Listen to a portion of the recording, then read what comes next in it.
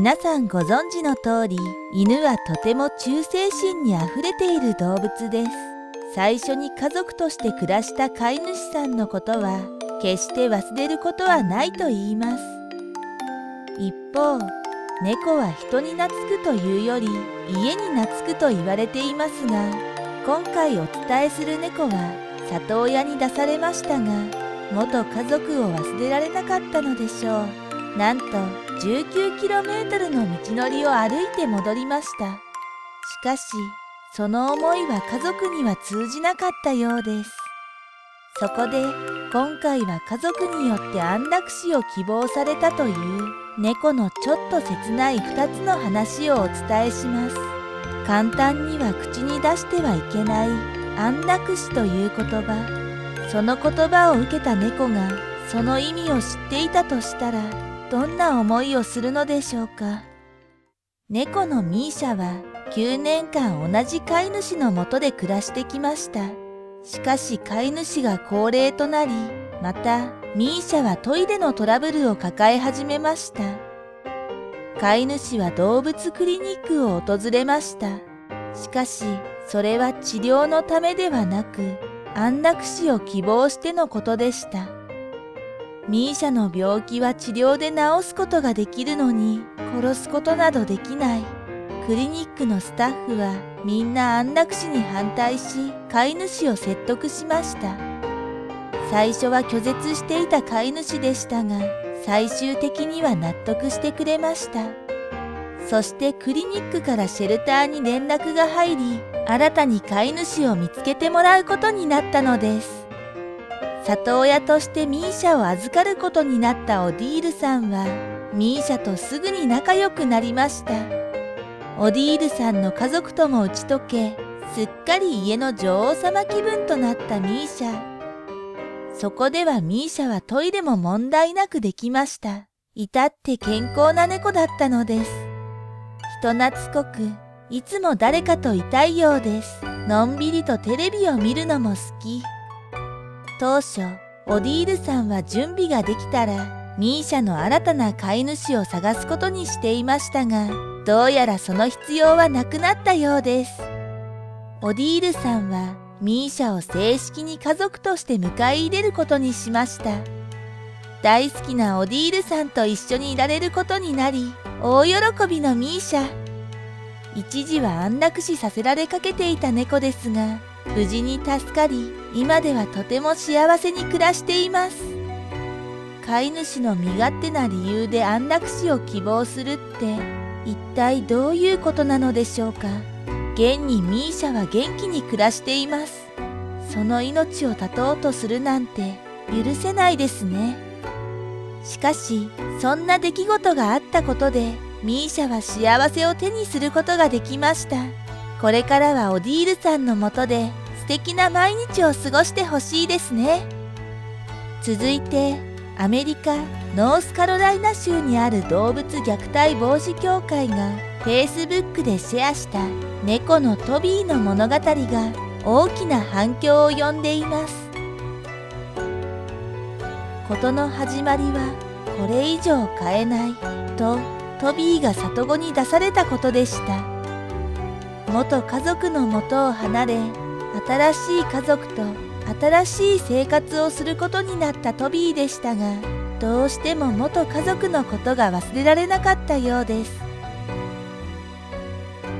だから新しい家族の元を飛び出し、元家まで約 19km の道のりを必死に歩きました。猫の歩幅と行動範囲からすると、これはかなりの大冒険です。約 19km の道のりを歩き、ようやく元家族が住む家にたどり着いたトビー。元家族は突然現れたトビーにとても驚きましたが、感動のご対面とはなりませんでした。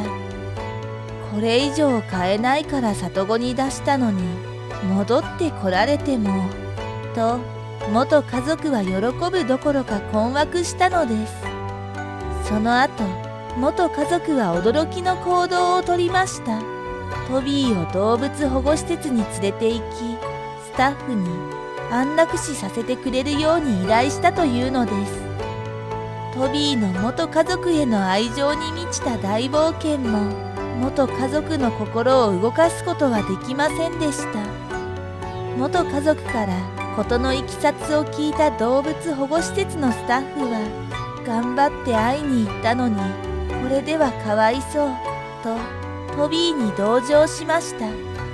そこで動物虐待防止協会に電話をしてトビーを受け入れ、里親探しをしてあげてくれないかと尋ねました。動物虐待防止協会はトビーを預かることを承諾しました。そして彼の悲しくて切ない物語を Facebook に投稿したのです。トビーの家族は彼を里子に出した。彼は12マイルの道のりを歩き、家族の元へと戻ってきた。家族は彼をシェルターに連れて行き、安楽死させてくれと頼んだ。彼は自分の人生をかけて12マイルを歩いてきたのだ。それじゃあんまりだと思わないか？この投稿は多くの人の心に響きました。そう、トビーの物語はこれで終わりじゃないのです。彼の勇敢な物語を知った人がトビーを新しい家族として迎え入れたのです。新しい家族はニューハンプシャー州に住むミシェルさんと2匹の猫です。猫仲間もいることだし、今度こそトビーが満足して暮らせるといいですね。トビーが元家族の家に帰ったその思いとは裏腹に、元家族の人たちが行った行為はとても悲しいことです。動物を飼う人にとって言葉は話せなくても、その気持ちを読み取り接することが大切なはずなのに、このような行動は切なすぎますが、新しい飼い主さんが見つかって本当に良かったですね。人間は後悔の連続で人生を形成しているのだと言います。即断即決をしても、熟慮に熟慮を重ねて導き出した結論だとしても、それについて 100% 悔いを残さない選択というのはなかなか少ないのが現実のようです。ましてやペットと暮らす人にとっては、後悔は必ずどんな関係性を築いていても生まれるものです。言葉を交わせないパートナーのもしもの事態に対して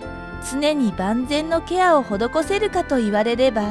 自信がないという方も多いのではないでしょうか。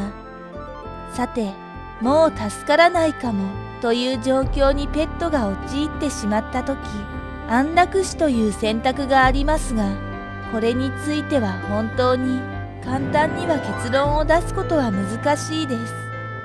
誰にとっても